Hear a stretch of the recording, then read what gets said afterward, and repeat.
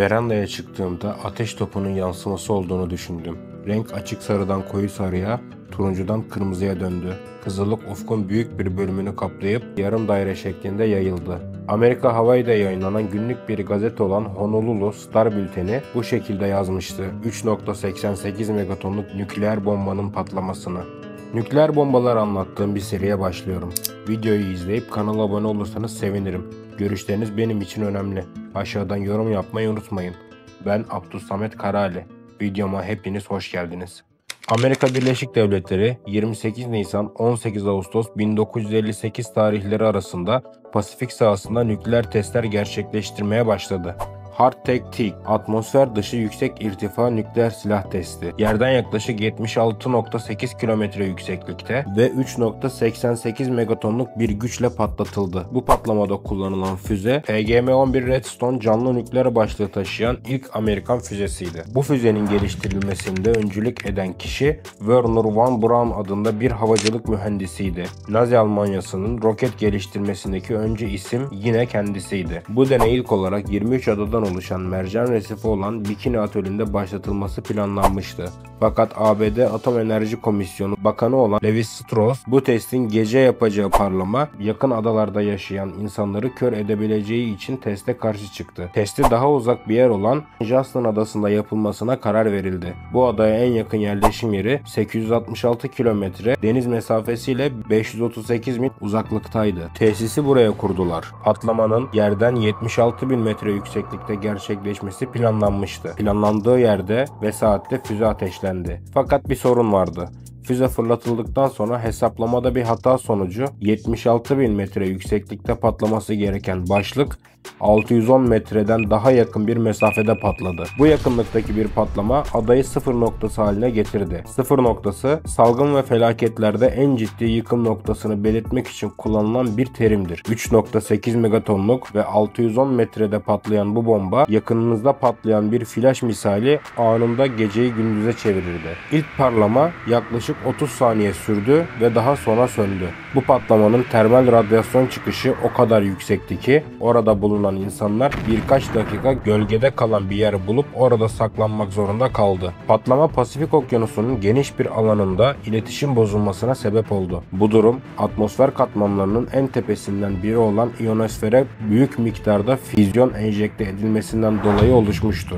Atmosferimiz 4 katmandan oluşmaktadır. Birinci katman troposfer. Bu katmanda iklim olayları görülür. Yere en yakın katmandır ve 20 kilometre yüksekliktedir. İkinci katman stratosfer.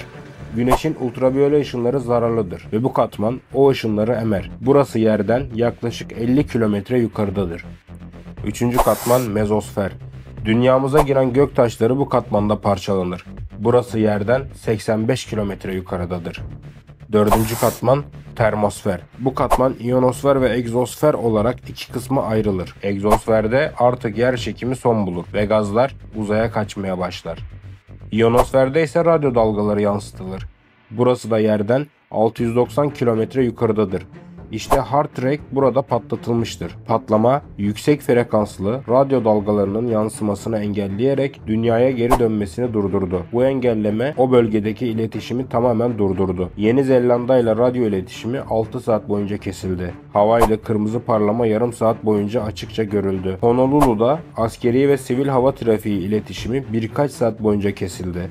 Pentagon'daki Amiral Parker testlerden saatlerce haber alamadı ve patlamadan tam 8 saat sonra ilk temas sağlandı ve ilk telsiz mesajı "Hala orada mısınız?" oldu. Honolulu polisleri o gece görgü şahitlerinin panik ve endişe içinde tam 1000'den fazla arama kaydettiklerini açıkladılar. Olaya şahit olan görgü tanıkları Amerika Hawaii eyaletinde günlük gazete olarak yayınlanan Honolulu Star Bülteni gazetesinin 1. sayfasında olayı gören bir kişinin patlamayı şu şekilde anlattığını yazıyor. Verandaya çıktığımda ateş topunun yansıması olduğunu düşündüm. Açık sarıdan koyu sarıya, turuncudan kırmızıya döndü. Kızıllık ufkun büyük bir bölümünü kaplayacak şekilde yarım daire şeklinde yayıldı. Çemberin ortasında bir bulut yükseldi. Oldukça büyüktü ve açıkça görülüyordu. Yaklaşık yarım saat boyunca görünür kaldı. Johnston Adası'ndan daha yakın görülüyordu. Dairenin yüksekliği ufuktan yaklaşık 20 derece yüksekteydi. Aynı sayıda yer alan başka açıklama da şu şekildeydi: Halea Dağı'ndaki gözlemciler bu kırmızı merminin patlamadan yaklaşık 40 dakika sonra tepemizden geçti şeklinde yayınlanmıştı. Hardtek operasyonu 35 nükleer bombanın fırlatıldığı test serisi olarak 1958 yılında gerçekleşti. Buraya kadar izlediyseniz abone olup yorum yapmayı ve serinin devamı için bildirimleri açmayı unutmayın. Ben Abdülsamet Karali. Bir sonraki videoya kadar hepiniz hoşça kalın. Today's increasing international emphasis on long-range ballistic missile activity raises to priority attention the mastering of high-altitude burst effects phenomenology.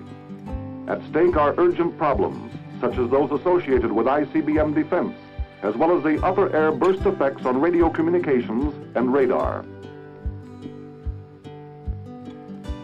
Prior to 1958, only 2 nuclear shots had been fired at altitudes above 10,000 feet, both comparatively low in height, both of small yield.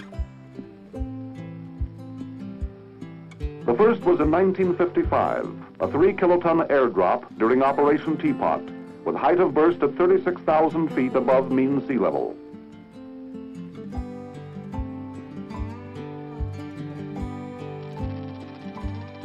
The other occurred in 1950.